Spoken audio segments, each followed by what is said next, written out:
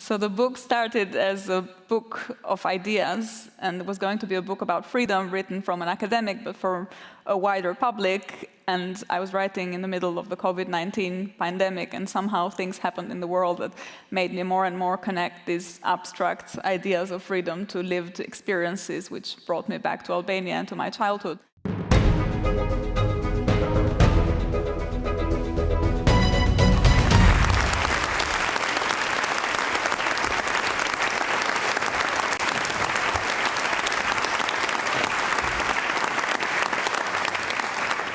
Hello, good afternoon. Welcome to the Edinburgh International Book Festival. My name's Allan Little. I'm a broadcaster and journalist, and I want to thank Mark and Claire Urquhart for supporting this event. It's my privilege and delight to introduce you to the author of this book, Free, Coming of Age at the End of History.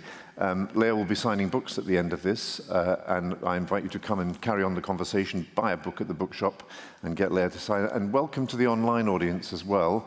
And can I encourage you too to buy a book from the Book Festival online bookshop and not from other online retailers, and to, if you can, make a contribution to the running costs of the festival. Free, Coming of Age at the End of History. Please welcome Lea Ypi.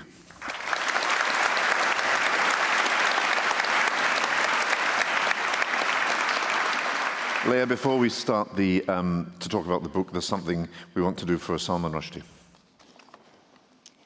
Consumed multitudes are jostling and shoving inside me, and guided only by the memory of a large white bedsheet with a roughly circular hole some 7 inches diameter cut into the center, clutching at the dream of that holy, mutilated square of linen, which is my talisman, my open sesame, I must commence the business of remaking my life from the point at which it really began, some 32 years before anything as obvious, as present, as my clock-ridden, crime-stained birth.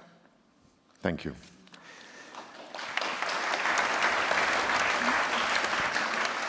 Now, Lea is Professor of Political Theory at the London School of Economics, where she's been for 10 years, but was born and raised in Albania when it was very much the hermit state of Europe, a closed country to most of us. And the book is written to begin with anyway from the perspective really of a 10-year-old girl. And what you managed to do very successfully, Lea, is get into the head and put us into the head of a 10-year-old girl. And you realize that although the circumstances in which you grew up were really quite unusual, to a 10-year-old, you just think it's normal. Yeah, it was, I guess I had to get into the head of the 10-year-old because I had to get out of the head of the 43-year-old academic. So the book started as a book of ideas, and it was going to be a book about freedom written from an academic, but for a wider public. And I was writing in the middle of the COVID-19 pandemic, and somehow things happened in the world that made me more and more connect these abstract ideas of freedom to lived experiences, which brought me back to Albania and to my childhood. And then I decided to write a very different kind of book, and wanted to write a book about freedom, which was also a book about the first-hand experience of freedom. And for an academic who writes about freedom always from a very abstract perspective and always lecturing on ideas and concepts and so on, it was hard to write a book that was not patronizing the reader and wasn't telling them what to think about the freedom and what to think about different ideas of freedom that the book wanted to discuss. And the best way to do that was to go back to what I think is the root of philosophy, this discovery of childhood and this discovery of the kind of naivety of seeing the world from the first time, which is partly what philosophy tries to do in its origins as well, as to just rediscover everything and ask very fundamental questions that philosophy asks, but also I think children ask. And so then that came very natural after that decision was made. You say in the book that you felt as a child totally free, that you felt that Albanians were the freest people in Europe. One of the great things the book does is contrast the way you saw the country as a child to what you later learned about it. Just give us a sense of what the country looked like to you as a child. You felt very patriotic. So I was growing up in the late in the 80s. And at the point in which I was growing up, Albania was one of the most isolated countries in the world. It was a communist country that had fallen out, not only obviously with all other capitalist and imperialist countries out there, but also with every other communist country whom it accused of betraying the true ideas of communism. So it went through a period of alliance with Yugoslavia in the 40s, which it broke with for nationalist territorial reasons. Then there was a brief alliance with the Soviet Union, which broke when the Soviet Union decided to de-Stalinize. Then there was another alliance with China, which was instrumental, the kind of anti-Soviet function, but was also broken when the Chinese became more moderate and split with the Cultural Revolution. So I really grew up with this idea of Albania being, as the slogan went, the anti-imperialist lighthouse of the world. And as a child was taught to believe in it, and not only believed in it, but I found it also very powerful, because to a child, the idea of living in a country that is very small, but resists with all its might to these great empires that surround it and want to pervert it and corrupt it, was very attractive and very powerful motivationally. Yeah, you say we were surrounded by powerful foes, but we knew ourselves to be on the right side of history.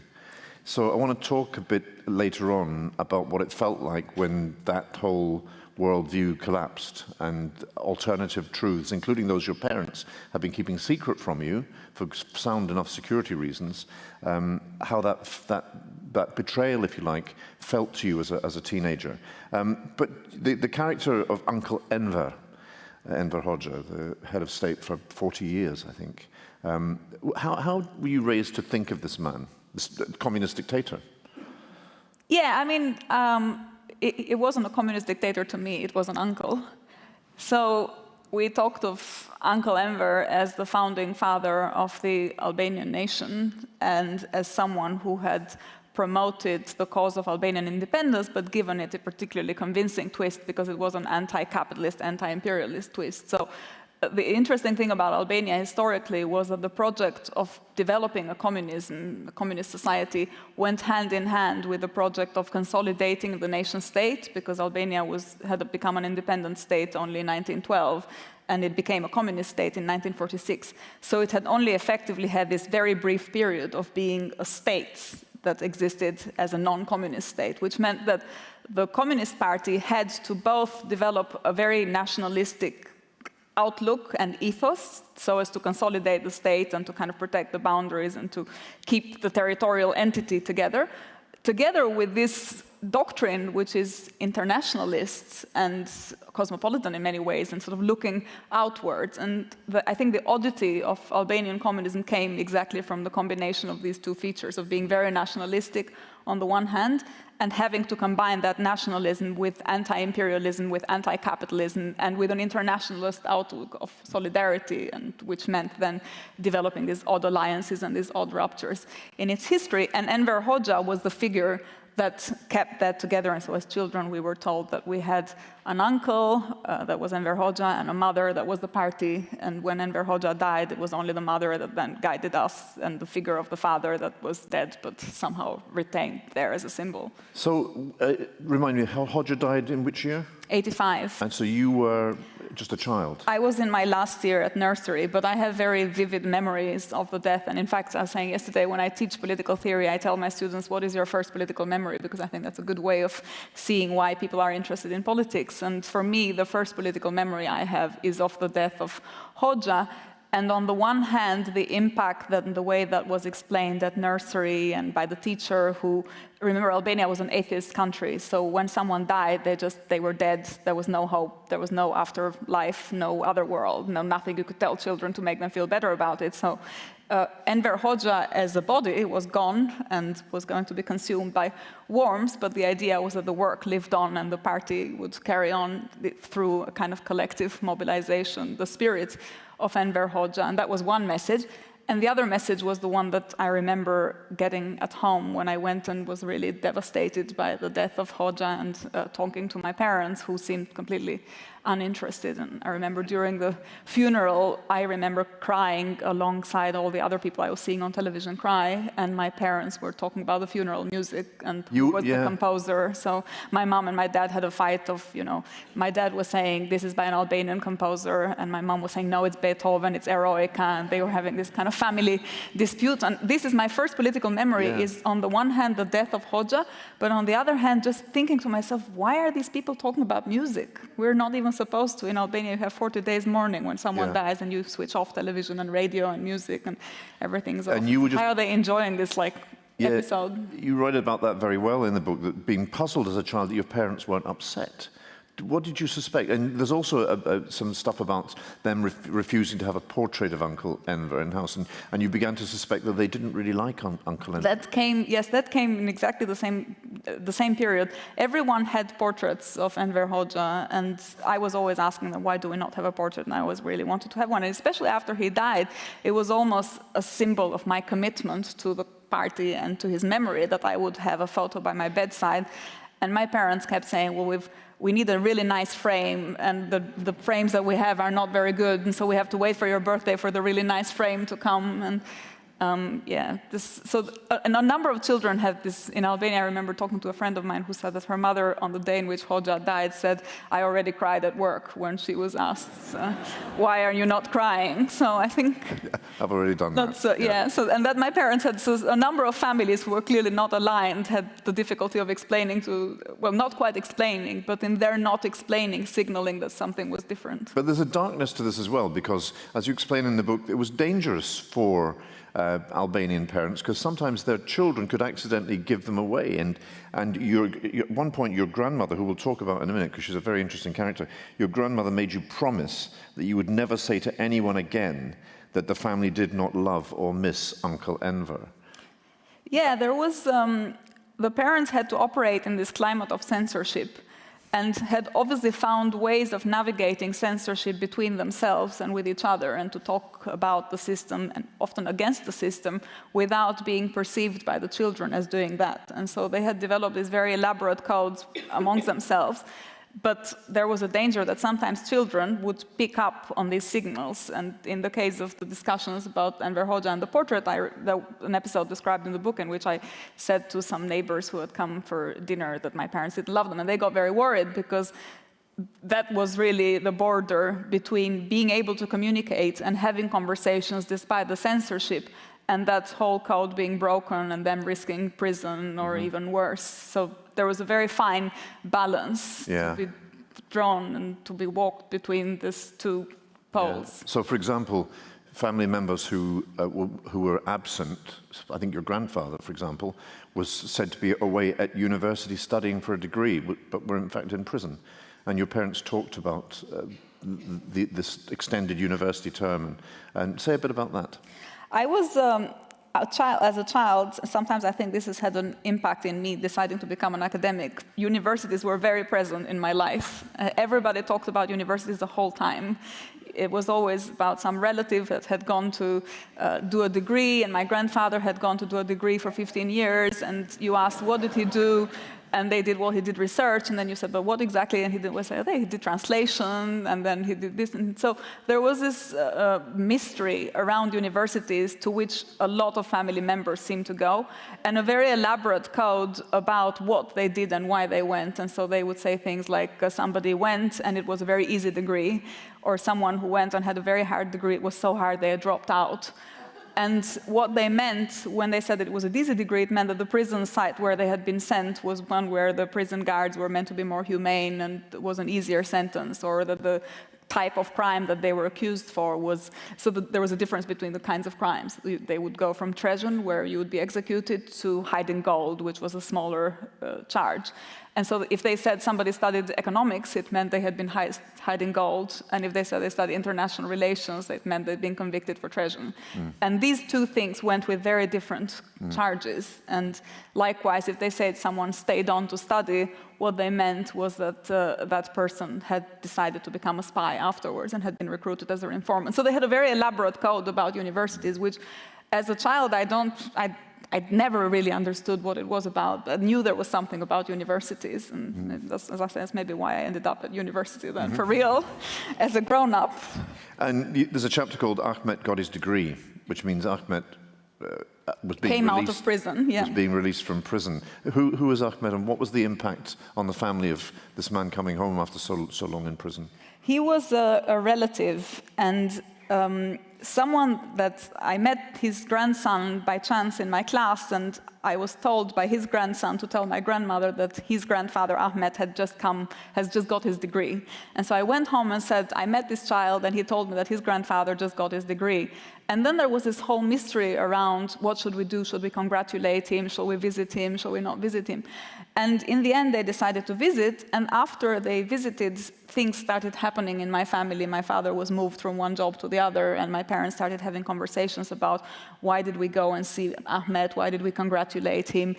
He stayed on to teach. No, maybe not him, but maybe his wife had stayed on to teach. And so there was this whole discussion, and it became clear afterwards when the code was cracked for me, as it were, that what had happened was that Ahmet's wife was someone who was known to be an informant, and that he was a family member, but someone who, after coming out of prison, was suspected of spying on his relatives who were also known to be dissidents. And so my family then connected everything that was happening to them to the fact that Ahmet had been released from prison and might be then watching over them and reporting on conversations that they were having, so they became very careful. For example, I used to play poker with my grandmother for fun, and once I said to Ahmet in his presence, we played poker, and my grandma said, no, poker is a bourgeois game, we don't play poker in this house. And so there was clear that there was some sense of suspicion and being worried by... The front cover has got a Coke can with a rose in it, and one of the most fascinating parts of the book is the way the Coke can plays a role, and it's you use it really as a way of talking about how the Western world was seen, because this Coke can seems to have appeared from nowhere, and it becomes a sort of artistic artifact, a cultural artifact in your house. What did a Coke can look like in that context? What did it symbolize? So the first thing to say about the Coke can is that it wasn't a Coke can, because people didn't know what Coke really was as a drink. And so here you think about Coke can and you think about Coca-Cola. Yeah. But in communist Albania, Coke can was just an exotic object that we didn't have, because we didn't have Coca-Cola and we didn't have the drink, and we didn't even talk about it. So the only access that we had to the cans was when tourists who visited Albania bought it in the special shops, which contained items only for tourists, and then they would drink it and maybe either throw the can or leave it somewhere, and then someone would pick it up. Or if someone traveled in the West and then brought it as a prized possession to tell everybody, and so it was a marker of contact with this outside world. And so that's why a number of Albanian families throughout communism had Coke cans displayed in their bookshelves or on top of their television as symbols of some encounter with this outside world that was otherwise not accessible to Albanians. But the drink itself, nobody knew about the drink, because you often encountered cans empty. So it wasn't a Coke can in the sense in which we know it, because it wasn't a can that contained this drink that was then connected to this brand. It was just something that symbolized a world that you didn't have any access to, but that you had somehow met, and the can represented that presence in your life, which is what the episode in the book is about. But even this is dangerous, because you say the official idea was that Coke cans, quote, were corrupting devices introduced by our enemies to break the bonds of solidarity and trust.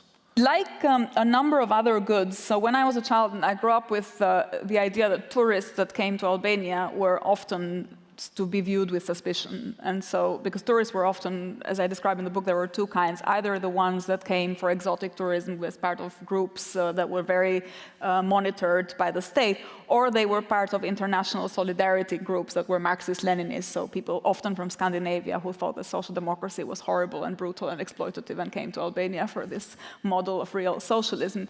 And so these were the two kinds of tourists, but in both cases, children were told not to get in touch with them. And so, like with the Coke cans or with chewing gums, which was also another thing that we didn't have, the worry was that tourists would try to bribe you by giving you a Coke can or a chewing gum, and then you would start talking to them, and so you would break this barrier that was erected between you and the tourists. And that was the idea. That's why they were mentioned as corruptive devices, because then you had this access to the tourists that was not filtered by the party or by the security service. The word biography carries a very specific, plays a very specific role in your childhood as well. When people talked about biography, your biography in communist Albania, what did it mean?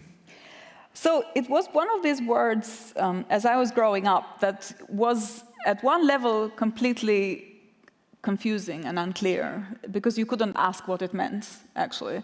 On the other hand, it was always mentioned. And so, like all very obvious concepts that you think should be obvious and therefore you don't question them, the word biography was something that followed you throughout your life. And so if my parents were preparing a document for work, for example, they would say, let's have a few lines of our biography. Or if I had a new friend at school, they would ask me, do you know what her biography is like? And so a biography was something that was connected to your family's position in society, and that indicated, so biographies, you didn't know what they were, but you know what the qualifiers, so they were either good or bad, they were either cleaned or stained, they were either clear or confusing, and so there were a number of adjectives that went with the word biography that you could use to denote it, but you didn't actually know what biography was. But it was clear that it's something to do with your shape and your destiny and the way your life would go and the opportunities that would become open or not so open to you in society, depending on what kind of biography you had. And I remember once asking my grandmother, saying, what's our biography like? And she said, what's my biography like? And she said, well, yours is as good as it gets. And so this stayed with me, because it was clear that it was not a good biography, but it was also not such a bad biography that you couldn't do things with it. But for example, your father was not allowed to study maths, because then he might become a teacher, and he was not allowed to become a teacher because of his biography. So I want to ask you about your family background. Your surname, Ypi, when you were learning about Albanian history in school as a child, your surname became a source of confusion and embarrassment to you. Explain why. Because there was an Albanian former prime minister that had the same name and surname as my father, about whom we learned in history books as someone who had been pivotal in passing the crown of Albania to the fascist occupiers when they invaded the country in 1939. So there was this moment of Albania being colonized by Italy, and there was this Vichy-like Marechal Pétain type collaborator figure that had the same name and surname as me, and was always mentioned in the history book as a traitor and someone who had betrayed the Albanian nation and as a scoundrel and so on and so forth. And he had died in a plane accident, and also the death was often mentioned with these tones of that's what he deserved, he died, and there was a bomb. And I often was embarrassed by this, because whenever I went to school, people said, well, this is Ypi, so are you related? And my parents had always not denied the connection, but they always said, well, you have nothing to worry about, you have done nothing. And so I felt that we weren't connected, but then I also felt that there was some kind of connection, but never knew how to articulate it until very late, after when the regime collapsed, and I was told that he was my great-grandfather. And part of the reason why my biography was not so good was because the family was a descendant from this fascist right-wing figure. And that's why your parents had biographies that really very much restricted their lives and shut off whole areas of possibility for them. Both sides of the family. So my father's side, they had this intellectual, political background. My grandfather was a socialist, so there was a conflict in the family between him and his father, who was this right-wing character, because he was a progressive left-wing individual who had met Hoxha at one point and had encountered him in Paris being mobilized in the Popular Front. And so he was very much on the kind of progressive but not communist left. And my mom's family were a bourgeois property-owning family. So on both sides of the family, we weren't representatives of the working class. And I was growing up as someone who very much identified with the cause of workers and with the working class, and thought that there were class enemies that we had to fight, until I discovered that the class enemies were actually in my family, and in fact were the people who had raised me. Your grandmother is a fascinating character in the book, and she's your maternal grandmother. Paternal. Yeah, paternal grandmother, beg your pardon. So the wife of the man who spends time in prison. And she raised you speaking French. Why was that? So that was another mystery of my childhood, and that was because she had grown up, she was born to this aristocratic family of the Ottoman Empire. The Albanian elites were very integrated in the Ottoman Empire, had always fought for the Ottoman Empire and had sort of lived outside Albania.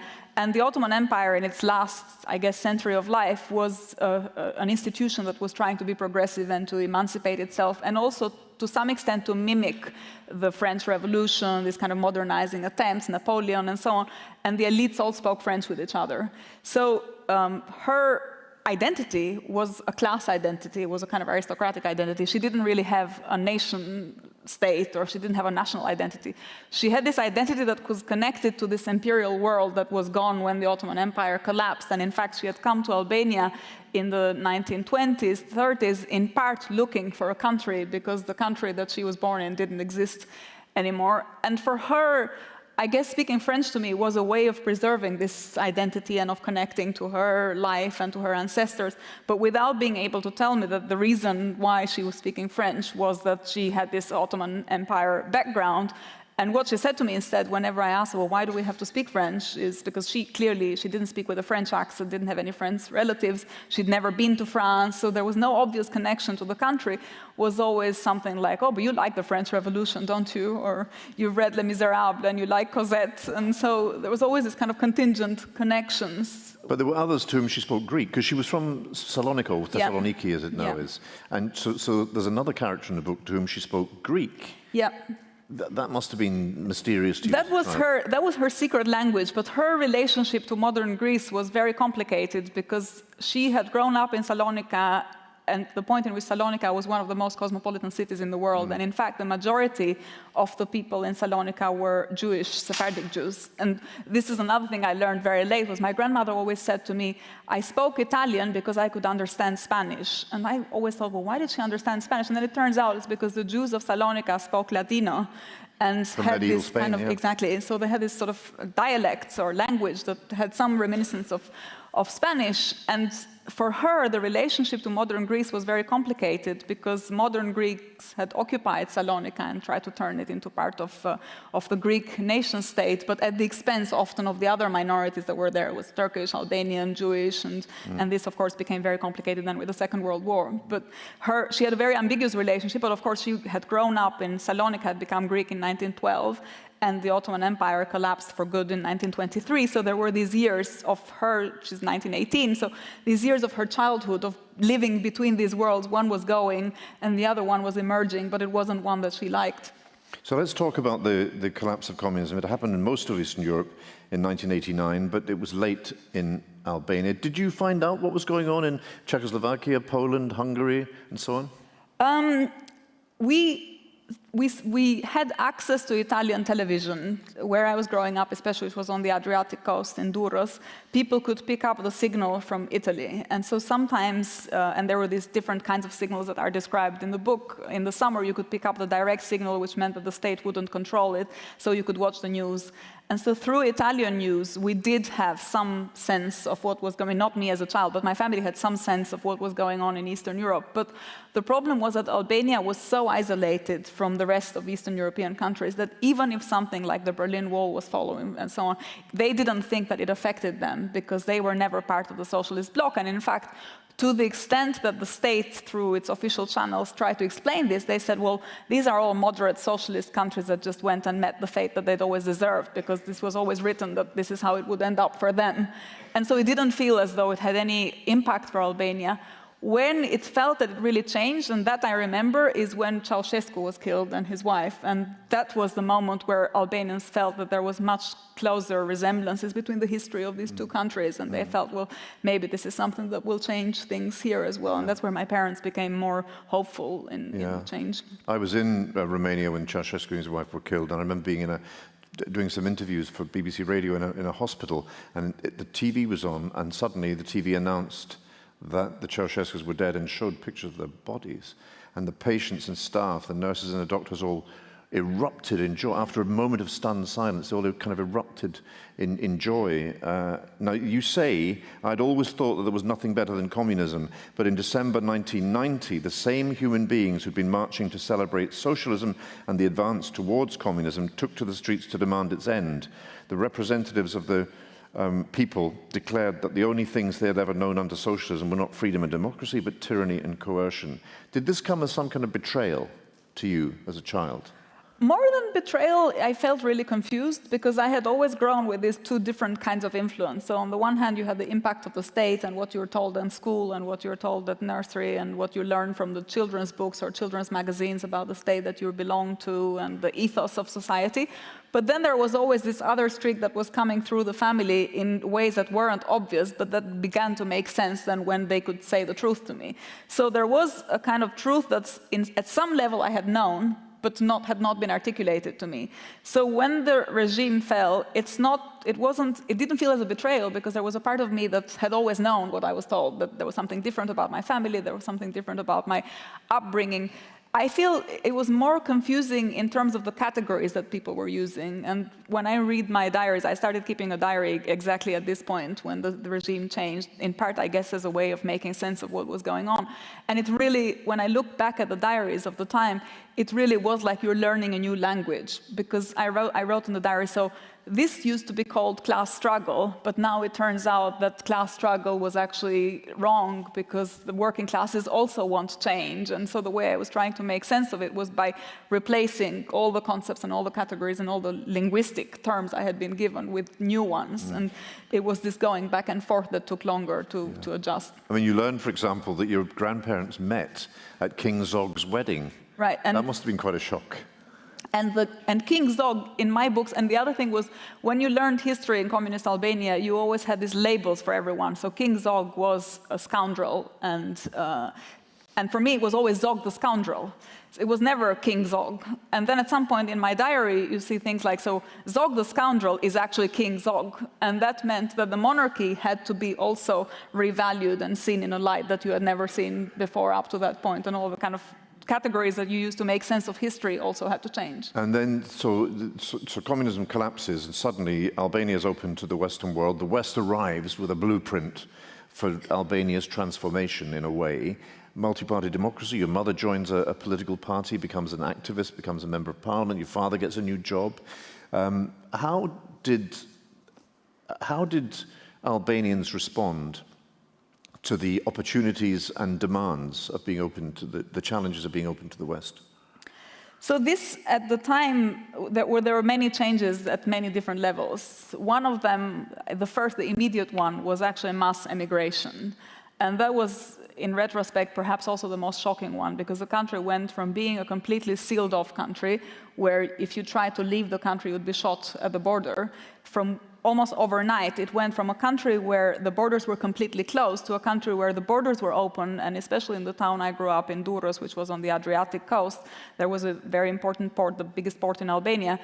People literally could go and get on the boat and go to Italy, and that commandeer the boats and tell the captain, we want you to go on the other side. And so there were thousands of people in March and then August later on, 1991, that just left. And they didn't even know where they were going to, why they were leaving, what they would do once they got somewhere else. That the urge was that you had been closed off the rest of the world for these years, and you would just want to go somewhere just to see what it was like on the other side. And the other really important switch on that front was that you went from being a country whose, if people made it on the other side of the border, they often didn't make it, but if someone by any chance made it, then they would immediately become asylum seekers and they would be treated as heroes because they came to tell the truth about this communist society that was completely closed and nobody knew anything about.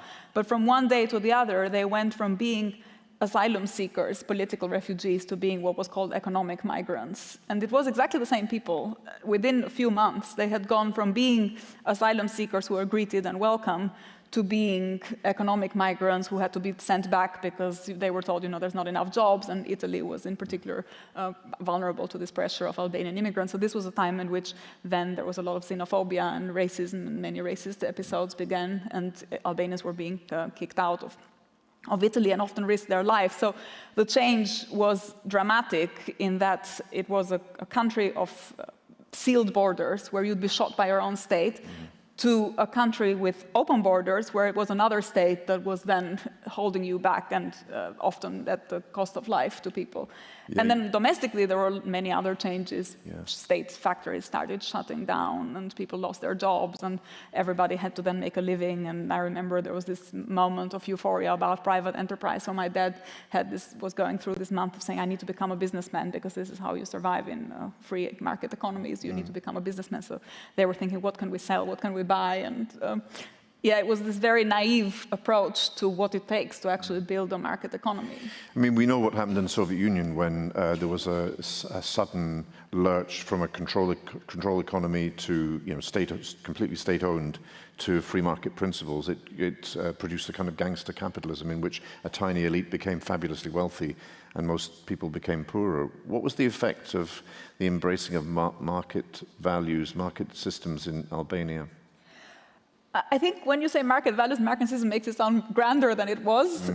So the reality on the ground was very desperate, because it meant people had just lost their jobs, and so either they left the country because there was nothing else they could do in Albania, or they just found whatever they could do.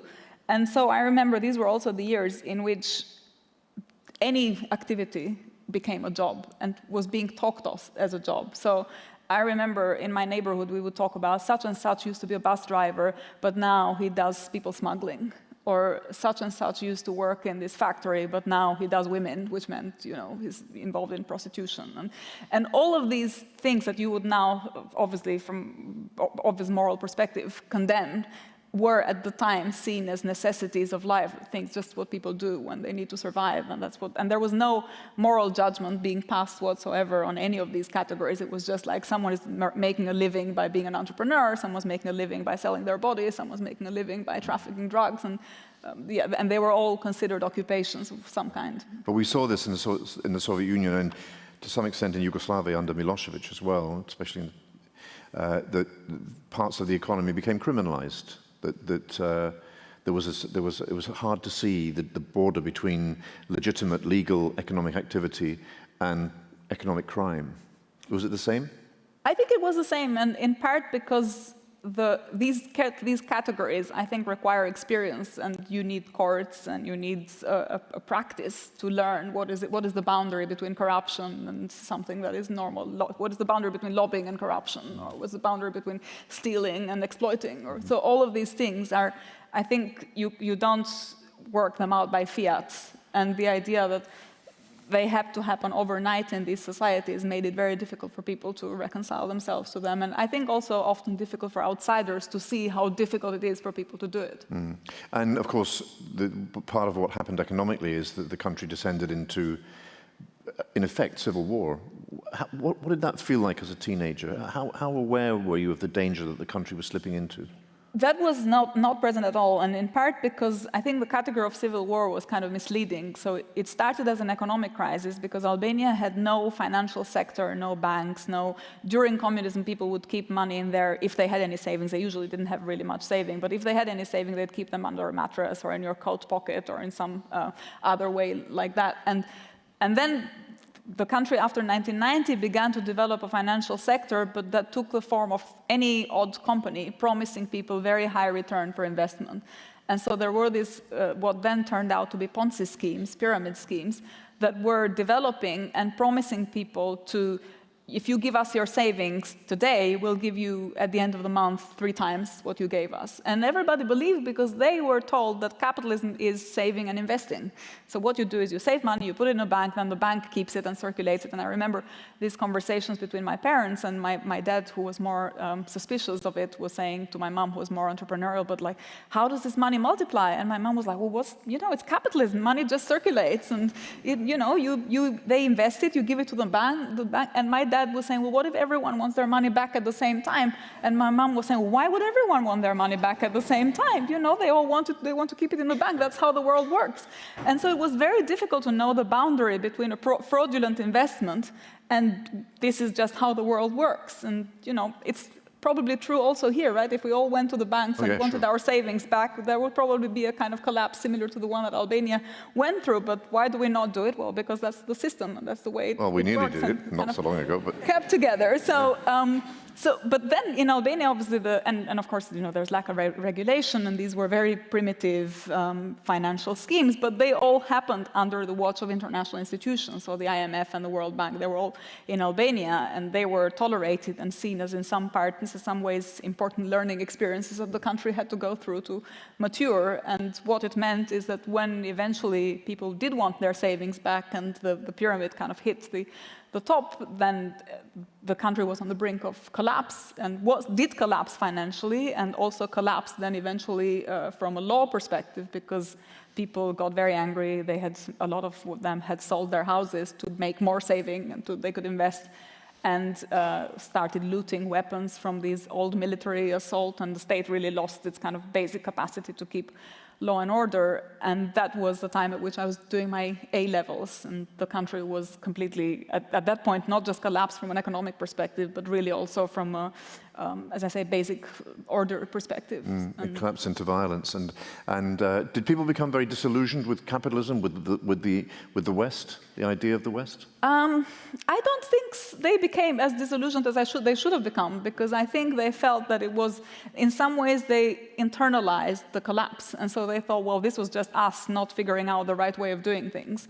And they sort of absorbed the cost and the shock by blaming themselves, which is, I think, a lot of what goes on still in Albania and in the Balkans is that we have a tendency to think, well, our history is a history of being a victim and not understanding things, not getting it right, not being able to adapt to these other models that other countries have figured out better. And so I think there was obviously a shock, but I don't think the loss of faith was in liberalism or in the West as such. It was more of a disillusionment with politics. And it was just the idea that you'd had this big fundamental change in 1990, which was a systemic change, which had led to this very fast then collapse again 7 years after 1997. And what that meant was, I think, that people just lost faith in politics and in the ability to eventually change things. And I think that's probably still the case. Lea is a moral philosopher, political philosopher. She's a Kant scholar. This morning at 7 o'clock in the morning, she was sitting in her Edinburgh hotel room giving a lecture to a lecture room full of students in Helsinki about the foundations of normativity. And so I'm going to ask you, I remember standing in Wenceslas Square in November 1989 as a young reporter, watching Václav Havel and Alexander Dubček on the balcony of a newspaper building, which is now a Marks and Spencer's, by the way. And it was an exhilarating and thrilling moment for me as a young reporter to see this nation rise and demand the overthrow of a detested foreign-imposed system, dictatorship.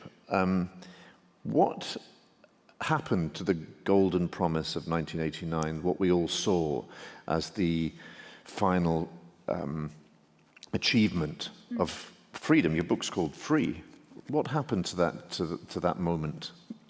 So the book is really a lot about both freedom as a promise and as an ideal, but also as a disillusionment and as a set of ideological packages that we are often served and we endorse uncritically without really thinking about why it's being presented in certain ways and who it serves to present it in that way and so on. I think one of the maybe most tragic things that happened to the 1989 movements was that they started as very critical movements and as pro-democracy movements, which wasn't necessarily also a pro-free market, unbridled capitalist movement. And so there was a project of political democratization, which I think held promise both for the Eastern Bloc, but would have also been useful for the Western countries to learn from and to think for, and to kind of be inspired by, because they were citizen-led, they were grassroots movements, they were very critical, very intelligent, highly educated activists who thought critically about the foundations of the society in which they lived.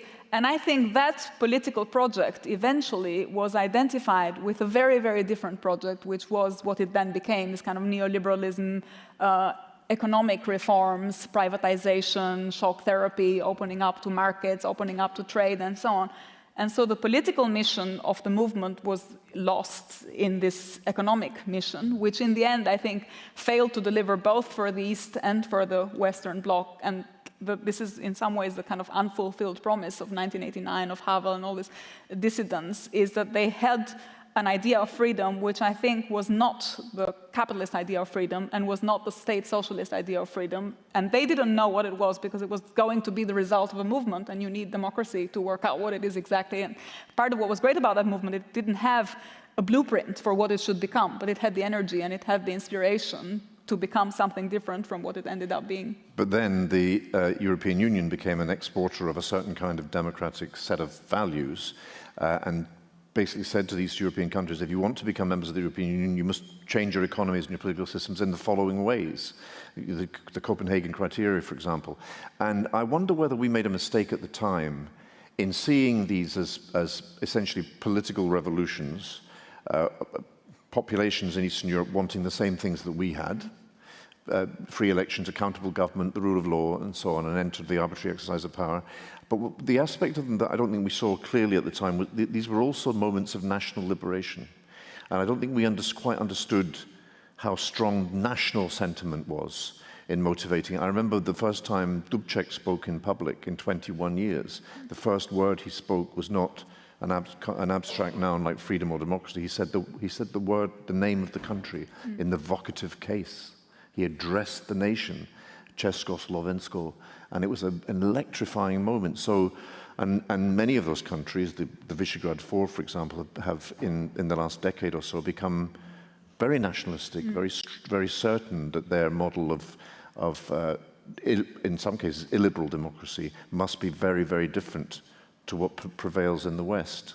Yeah, although I think, I would be careful there because I don't think they started out as the kind of ethnic nationalisms that we know them to be now. So I think what it meant at that point in history to be nationalistic was to be against empires, because the Soviet Union was seen as an empire that was just imposing its model on all these other Eastern European countries. So I don't think it was necessarily a kind of nationalism understood in the aggressive nationalism form that we know now that emerges and flourishes at the expense of other countries or at the expense of exclusion. I think it was much more inclusive project. It was more about defending this kind of democratic idea coupled with a project of defending your sovereignty, because that's what you need to do in Europe at that point in time.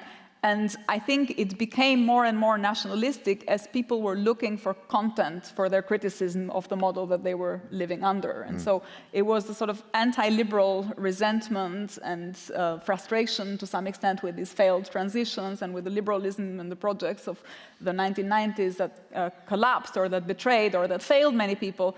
And then the idea that, okay, what do? You just go back to the past and you become attracted to this romantic nationalism, and you sort of, that's the standard conservative story in a way. That it's also fearfulness, isn't it? So the idea of the fearful majority is now strongly part of European political discourse. The majority is afraid that they're somehow going to be, that the nature of their nation is going to be changed by forces from outside that they don't control. Yeah, and I think, as I say, so I think that's something that's become more and more relevant, but that I don't think was what distinguished, if you think about these dissident movements in the 90s. And I mean, I don't want to romanticize those movements, but there was really something about their energy, and there was a kind of mode of civic engagement that was very democratic and really was something that could have been a model for how to regenerate political activism, both in the West and in the East, if the West hadn't been so paternalistic and so pleased with itself and with the fact that, you know, the Cold War is over and now liberalism clearly won, and these guys, they just, we were right, we were now proven to be right all along. And so Europe divided into the imitated and the imitators. Yeah, and again, I mean, this is in some ways, historically, this has been the pattern. Now, the EU is very different, but these countries in Eastern Europe and the Balkans, to some extent, their history was always shaped by the great powers. So this dynamic of, in Albania and the Balkans, the states exist because some empire at some point collapsed and some great powers got together and decided where is this border going to be, where does this river go, where does this mountain go, who stays here, who goes there. And so in some ways, I think the dynamic of relationship between stronger nations and smaller nations is present and pervasive, and of course takes different forms in the 21st century, but historically there's a known pattern that it follows. But isn't that part of what happened? That as soon as freedom was achieved in Eastern Europe, there was another great power, the European Union, saying, now that you're free, this is what you must do.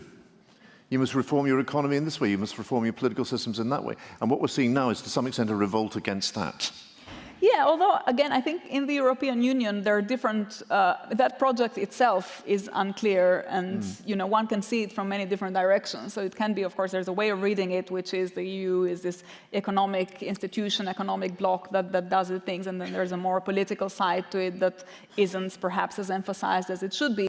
And so the question is there, how do you engage with that project? And one of the problems with the accession process in the Balkans and in other East European countries is that the conditionalities and the way in which the enlargement had taken place was often to say, well, here are the criteria, tick the boxes, you do minority rights, you do human rights, and all the boxes are ticked, then you can integrate. But of course, there is also a more critical part within EU discourse itself, which is about politicizing the EU and increasing democratic accountability and transparency that can also be reanimated if one engages with that process in the right way. So let's see if we can get some questions from the floor. I've got an online, if you're watching online as well, by the way, you can click on the right box on your screen and you can ask a question online. Are there any questions? You need to put your hand up like that so I can see you.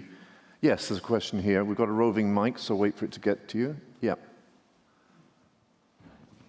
Thanks very much, Alan and Lea. That was very interesting. I was very fortunate to win a scholarship to East Germany in February 1989, and so 9 months before the wall came down. And the people there seemed very proud of what the country had achieved. And even to this day, there's something called nostalgia for the East. Because of full employment, because of their maternity leave, they had a year's maternity leave, because of their kindergartens. Are there similar feelings in Albania about the communist time?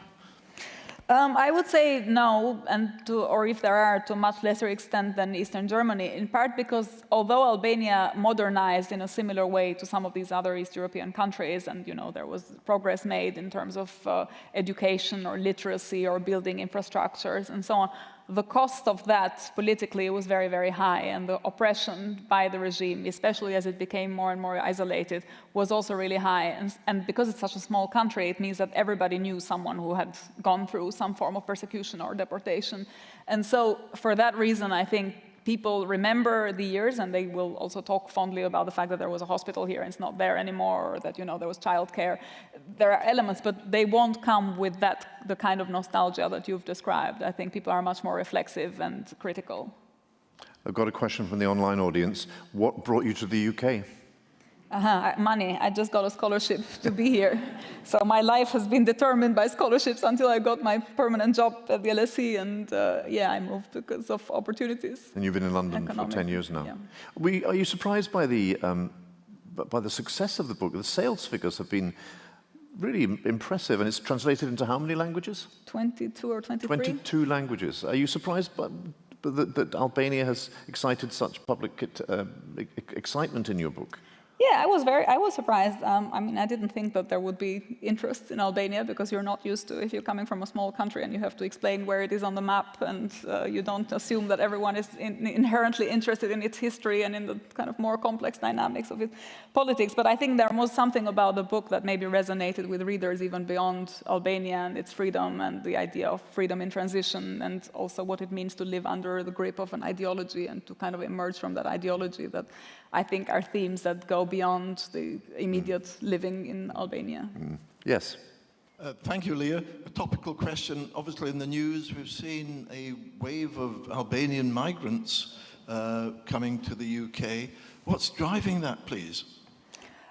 I think, as in all other East European countries, the transition is not over in any of them. And so there is economic difficulties, and there is problems with unemployment, there is social inequalities, there is a kind of lack of hope and lack of belief in some ways that one can find opportunities in one's own country.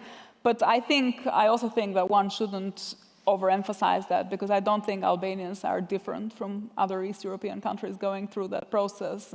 And so sometimes, a minority becomes the target to catalyze public opinion, to talk about immigration in a certain way, and to sort of create a group that is then singled out as the group that is migrating and is kind of disrupting opportunities. But I would say there's a lot of Albanians also that are successfully integrated, or a lot of Albanians that don't go via these routes. And so I usually am very hesitant to embrace. I don't really know, haven't studied the evidence, but I'm a bit careful with that usually.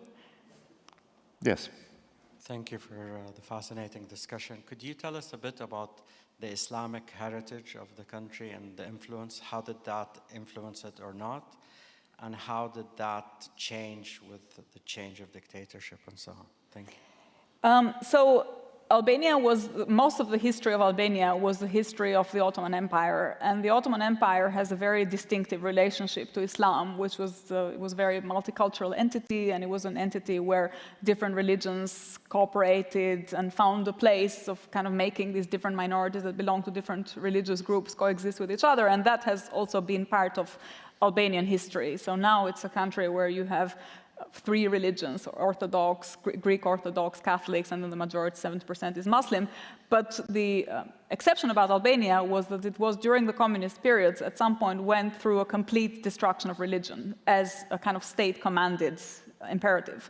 So it was the only atheist country in the world which had atheism in its constitution, and so went through this wave of decades of being an atheist country and growing. I grew up without any religion whatsoever, and I come from a Muslim family, so my roots are in Islamic culture, and however, I grew up in communism, so I grew up without religion. And when Albania opened up, then religion was rediscovered somehow. And I remember as a teenager, I literally went through a period of experimenting with different religions. It was really like the free market of religion. So I was like, I was a Catholic for a bit, and I was reading the Bible. Then I thought, well, I'm not sure I believe in this Trinity thing, so I'm going to be a Muslim. So I went to the mosque, and then my parents were like, oh, you're overdoing the mosque now. So I decided to become a Buddhist, so I was exploring meditation and all this stuff, and then in the end I went back, I guess, to where I started, and was a kind of agnostic Kantian, I suppose, not an atheist, but something not too different maybe. And I think that's probably the relationship of most people of my generation in Albania to religion, is very open one and very inclusive, and it's one where I think it's at that level a model of how one could have religious coexistence in a majority Muslim society. And sometimes when you read these arguments in the media about like the worry that if Albanians become part of the EU, or Muslims will be in the EU, it's actually a great thing, because Albania is a really good example of how you can have these different religions in a Muslim, majority Muslim population that live very peacefully, and they each go to each other's celebrations. When there is like Muslim festivities, all the Catholic clergy is there, and likewise when you have an Orthodox festivity, all the Muslims go there. And so it's a very nice model of actually of how you could, it's not an issue. Yes. Do the governments of Russia or China currently take much interest in Albania? They don't, because Albania is very firmly situated.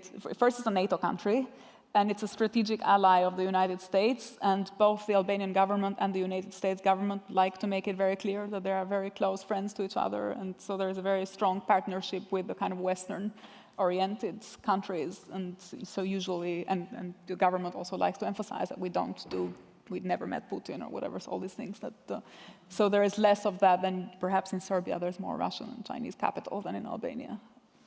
I'm going to draw it to a close now. I want to remind you online, if you're watching online, please, if you've enjoyed this hour, please think about paying what you can towards the cost of the staging this festival, and please buy the book online at the festival bookshop as well. The book's now in paperback. This is my hardback copy, so please come to the book signing tent, get a book, come and continue the conversation with Lea. But I'm going to make one appeal. Lea's got to get the 6:30 train back to London, so please don't keep her talking if there's a queue of people behind you. Please thank Lea Ypi.